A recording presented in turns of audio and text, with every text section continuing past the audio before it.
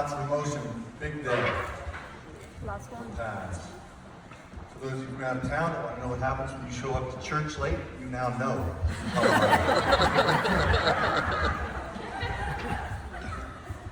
For those of you that don't know me, I am Ben's father-in-law. I've got a lot of people here from out of town, guests, foreigners in my book. They speak a little bit different language. I'm going to translate a few parts of tonight's speech, make sure everybody keeps up. So for those foreigners that are here, holy buckets, Marge, that's Ben's father-in-law. Oh, he's cute. Yeah, he's a hot dish for sure, don't you? Oh my. Oh dear. Welcome. Golly gee. See, they're all laughing, so you know they're keeping up. That's how you do it. I got to keep it moving. I do want to talk about two things tonight. I want to talk about numbers. Because everybody loves numbers. And I'm going to give you a lot of numbers, but I want you to remember one. The number I want you to remember is 12,404. Don't Google it. Remember it. 12,404. The tables that you're sitting at tonight are all named after peaks in Colorado. They're all part of 54 peaks called the 14ers. The 14ers are named because they're all 14,000 feet or above sea level. I've climbed over half of them. So if you're wondering if it's a peak in Colorado, the answer is no. And there is no peak in Colorado that's actually exactly 12,404 feet high, which surprises me, but it's true. So we think, well, Minnesota, the land of 10,000 lakes. How many lakes does Minnesota have? Exactly, 11,842, so that's not it either. Here's how I'm going to have you remember it. 12 like a baker's does, and say with me, 12. 4, hold your hands up. 0, 4. It's that easy. Now we're going to get to the safety part of the program. I didn't think I was going to have to mention this, but I will. Please don't touch the cows. We didn't rent them. Number 1, that's a number. There's an open bar for your enjoyment. Sharon and I wanted to treat all our guests. There's no tipping at that bar. I have taken care of that. Please drink all you want. Please don't drink all you can. We are in the middle of nowhere. Uber and Lyft cars are not circling. If you are planning on doing that, I would ask you to schedule a ride now, because I want everybody home safe. If you need to leave a car here overnight, that's fine. You need to pick it up by 10 a.m. Item number 2, there's a brunch at my house tomorrow at 11 a.m. If you did not get an invitation, it's because we didn't send any. You're all invited. Don't feel obligated. You're welcome to come. There's a lot of people coming. We'll just have some light breakfast things and cocktails. We appreciate everybody coming in so far. And one more last time to say hey to people you're going to be sick and tired of tonight. But that's okay. That's okay. Third thing, for those foreigners from out of town, and even some of those that are in town, welcome to Colorado, the home of legal cannabis. Yeah, where's that part? I know that we've purchased at least one battery this weekend, and some other things. The fine owners of this establishment and the insurance company that I have that is insuring this event tonight have asked me to make sure that I tell you there's no smoking cannabis on the property. I'm going to come over here just so you guys don't have to turn your heads. That's what we're going to do.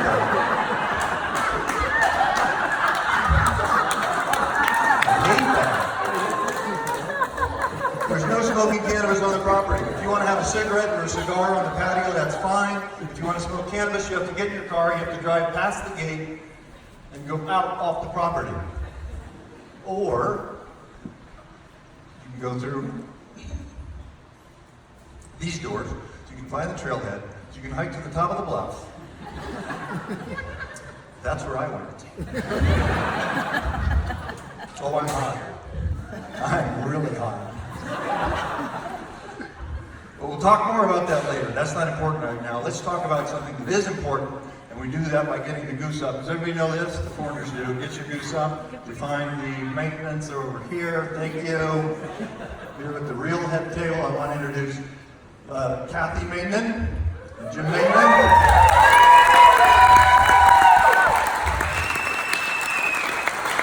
First time ever I've been invited to rehearse drinking and eating for tonight. I'm telling you, I'm loose, the hammies are good, I'm ready. Thank you very much, what a lovely event. Kathy and Jim have been married for 29 years. Congratulations. And one other note tonight, on Monday, Jim will be 60 years old. For his bucket list, he's picked a landmark here in Colorado known as the Miettunen Springs Incline. It's an old funkular train that goes up the side of the mountain. The funkular train is pulled by a cable. In 1990, told you I was going to give you numbers, 1990, a rock slide washed out the train and they did not repair it. If you're in Colorado Springs, you can see the scar going right up the side of the mountain, but they left the railroad ties. It's become a very popular hiking spot. Jim and I, on a Monday morning, will go climb the Miettunen Springs Incline, and we will go up 2,740 steps, gaining an elevation of 2,083 feet. We will do it in the vertical distance of 0.88 miles, resulting in a slope of 45 to 68 degrees.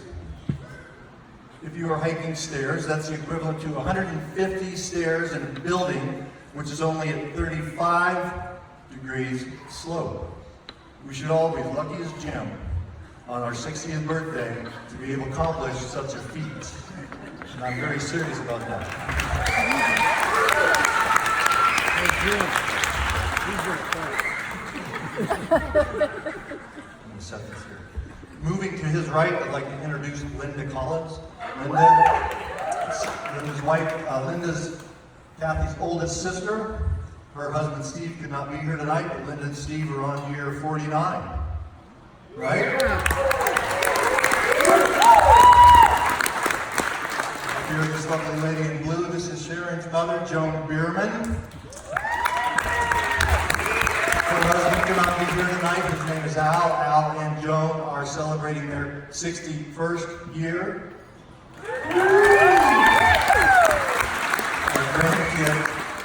All the grandkids have a unique name for her. Are you ready? It's ingenious. Grandma. Almost as unique is my father, Gramps, Richard Haynes here. And tonight we're missing the late, great Kay Haynes. They are closing in on, what did we decide, 67? 67 years of marriage. Last but not least, is my beautiful bride.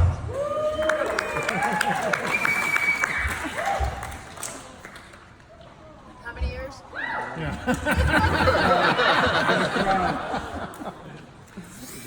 Punching way above my weight. We'll be celebrating, that's a lot. That is probably an important number. More importantly, without Sharon, none of this would be possible.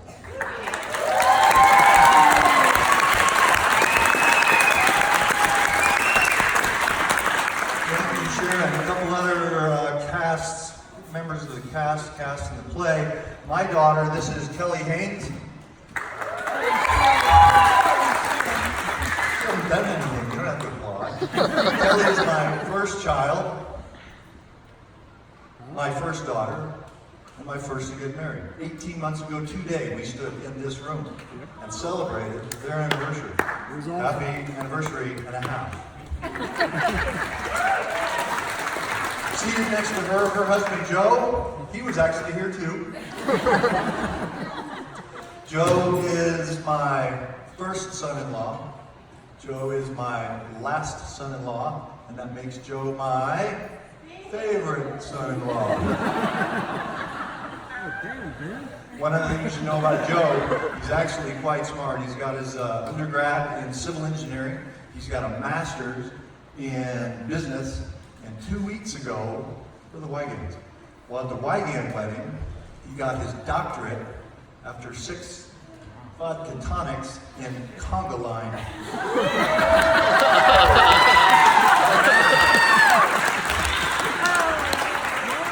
I don't have time to explain it, but he will. There is a science to the conga line, and when you hear Pitbull's Fireball, you find Joe, you get in that line. I am not, there's no, this is included. No charge, extra. Find Joe. Dance with Joe. Up here on the stage is Kevin Haynes. Kevin is my second child. He is my first son. He got married 12 months and 2 weeks ago to this lovely lady here, Trisha.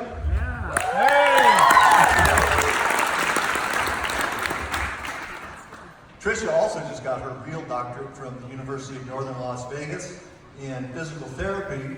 And while she was finishing that, and Kevin was in Las Vegas, he decided to push his paper on, call it a side hustle. It's something he's always liked to do. He teaches, but he also likes to DJ. And actually, if you don't know it, which you don't, if you're from out of town, Kevin actually made quite a name for himself in Vegas and is actually quite tall. We do not have just the brother of the bride DJing tonight. Kevin has DJed at places that you're all familiar with, like Treasure Island, the Chateau at the Paris Hotel, and most often on the 51st floor of the Rio Hotel at Voodoo Nightclub. Give it up for DJ Tutar.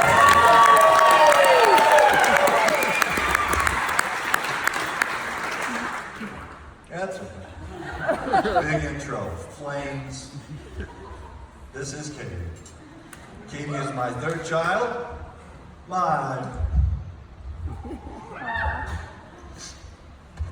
second daughter, and my number one tonight. He ain't got midnight, Katie. Little Miss Colorado. You see, I was born in Colorado. That makes me a native. I was born and raised here. And although all of my kids were raised in Colorado, Katie is actually the only true native. She was also born here. And I share a special bond with Katie. Not that I don't share a special bond with my other children, I do. But there's something special that Katie and I have that I can't describe, but I can give you some examples. When the kids were little, Kelly and Kevin came to me, tens of thousands of dollars of ski equipment, ski tickets, ski passes, ski vacations. Kevin and Kelly say, "Dad, we want a snowboard." I said, "Katie, what do you want to do?" Katie said, "I want to ski, Dad." Just like you. When it came time to get Katie a car, I said, "Katie, what kind of car do you want?" "I want a Jeep, Dad, just like you." It was late at night, and I want to go to the Rock House. It's an ice cream place here in town. Get a big bowl of ice cream on. Who goes with me?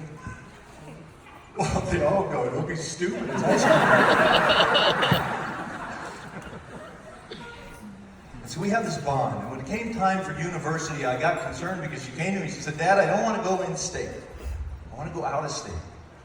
I don't know. There's a lot of foreigners. There's a lot of other stuff going on out there. I was really worried. But then she came to me and she said, "I want to go to Creighton, Dad." I was thrilled.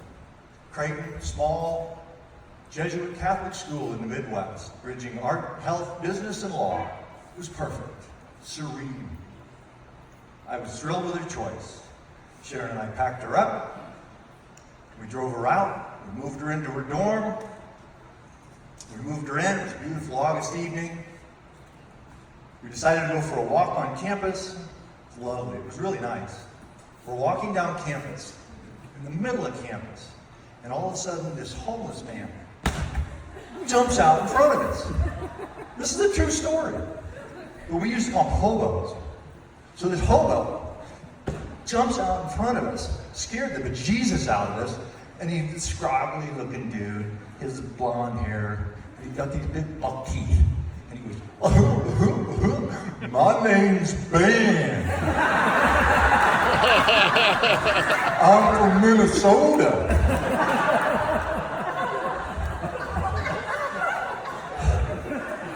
First day, I didn't think too much about it. He said some other stupid stuff, and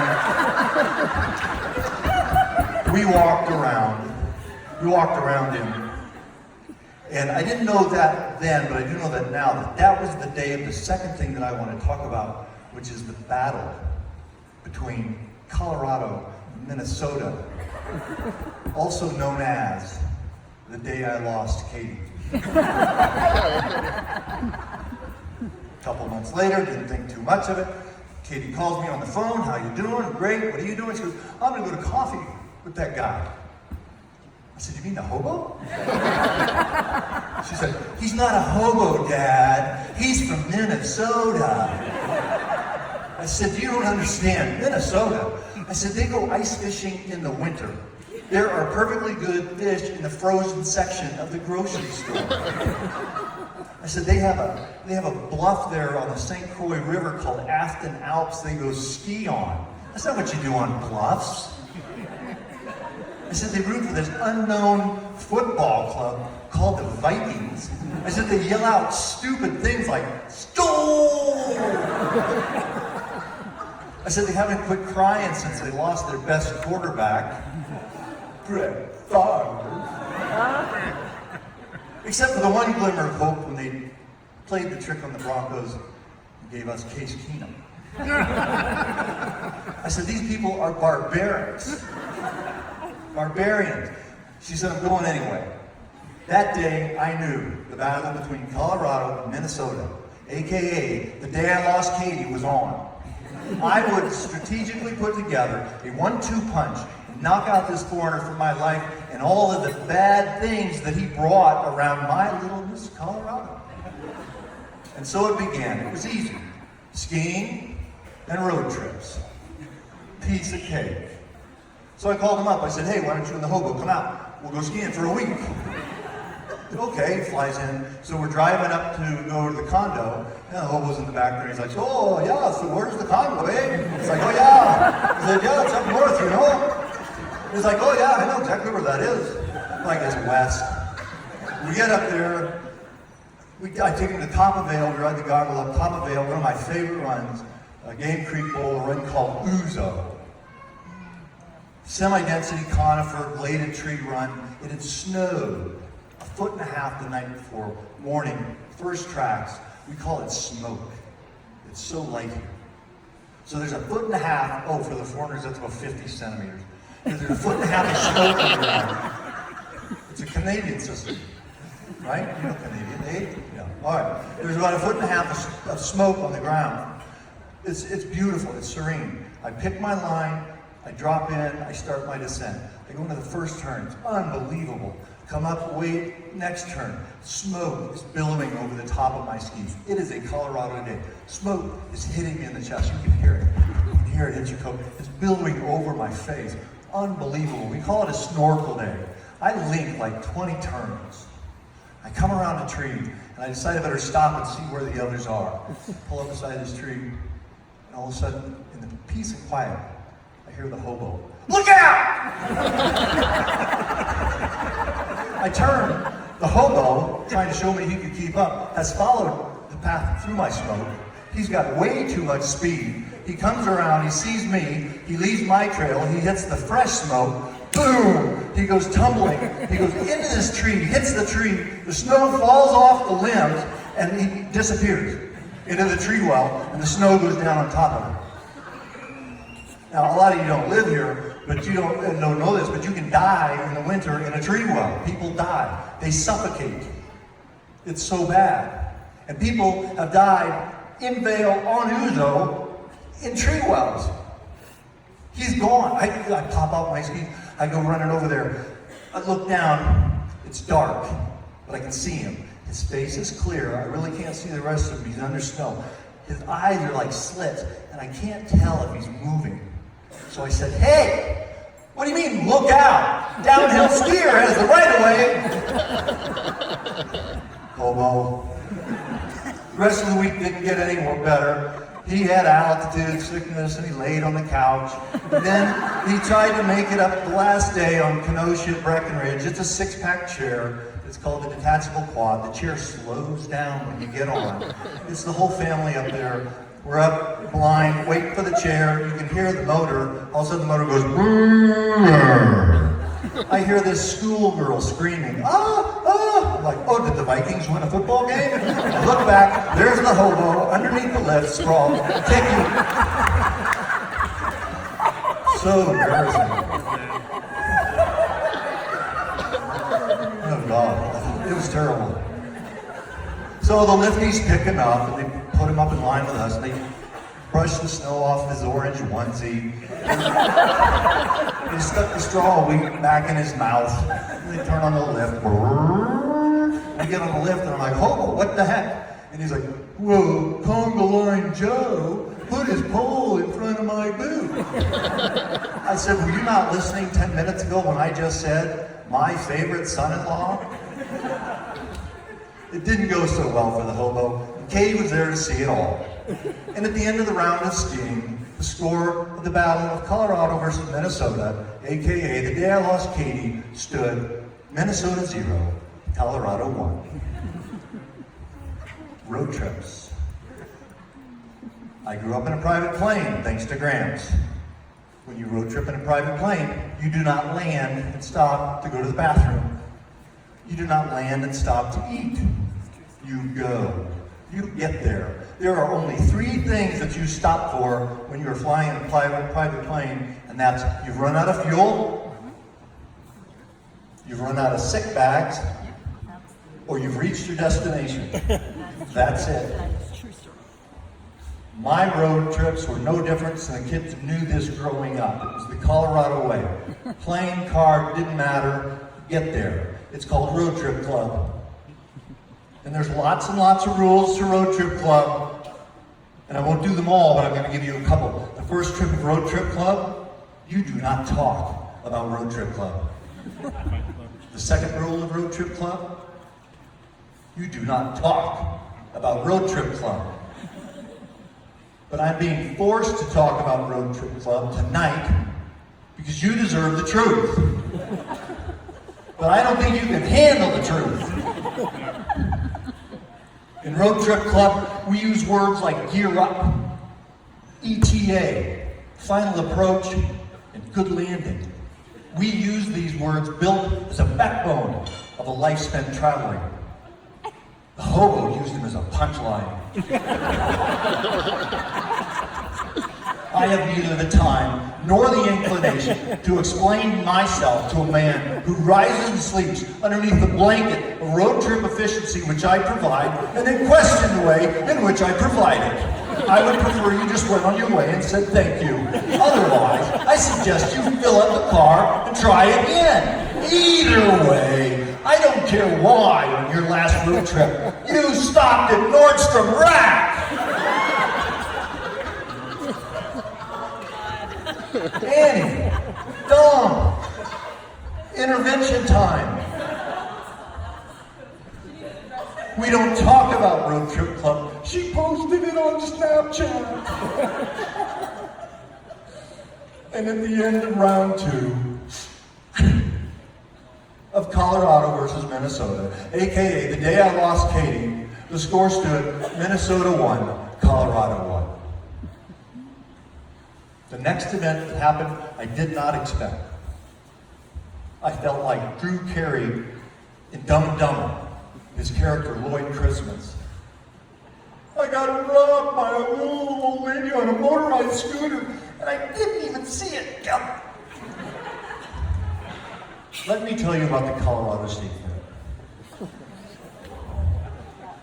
The Colorado State Fair sits on 2 acres. It has 4 vendors.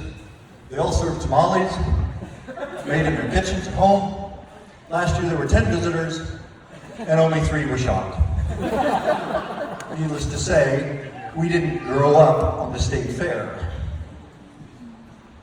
Let me tell you a little bit about the Minnesota State Fair.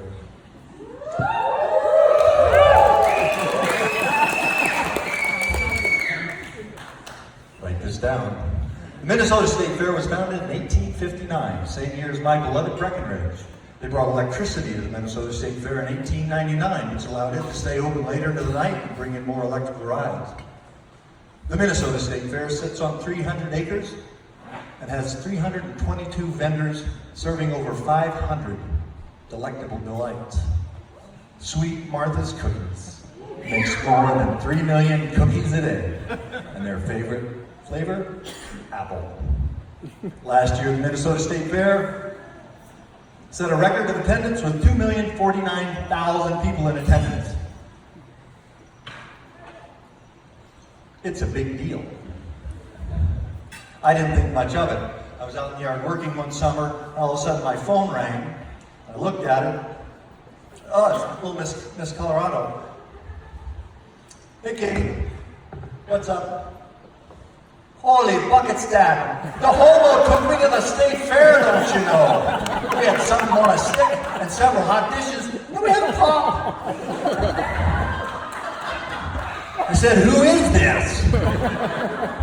This is the worst thing that's ever happened to me in my life. Okay then, bye.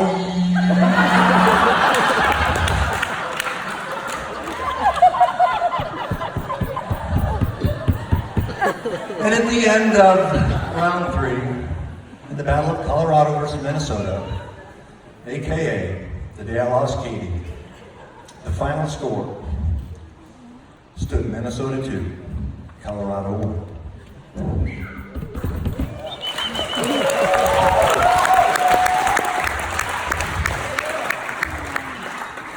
And so today, Benjamin James Maynard, on this, your 26th birthday,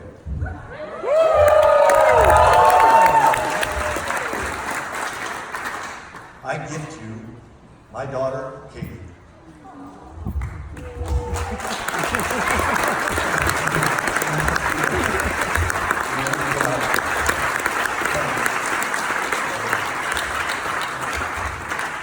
I gift you all the baggage she comes with, which includes me, Grandma, and Conga Line Joe.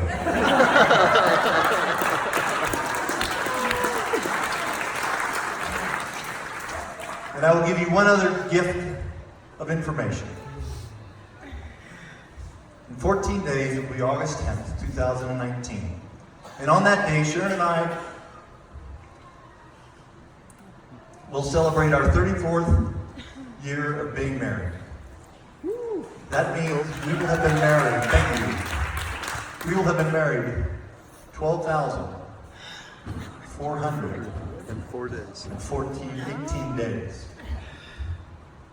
For those that are out there quick on the map, they've already taken off the 14 days and they've said to themselves, hey, today, Sharon and Kirk have been married 12,404 days.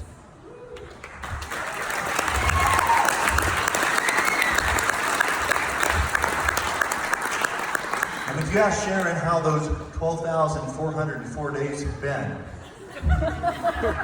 she will tell you I have surpassed her expectations every single day. I didn't say exceeded, I said surpassed. What is he doing out there in the lawn? What? Oh, could he do anything dumber? Oh, yeah, there it is, right there. Yeah, he's done it. And if you ask both of us about those 12,404 days, we will tell you it takes teamwork. We will tell you there will be wins and there will be losses. There will be victories and defeats. There will be lows and there will be highs. Highs like tonight, where you don't need a bluff. Highs brought about by the fact that your daughter is marrying the man of her dreams. Highs brought about by the fact that that man is marrying the daughter of his dreams.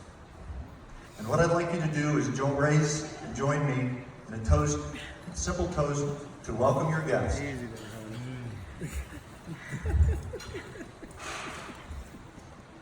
Fine.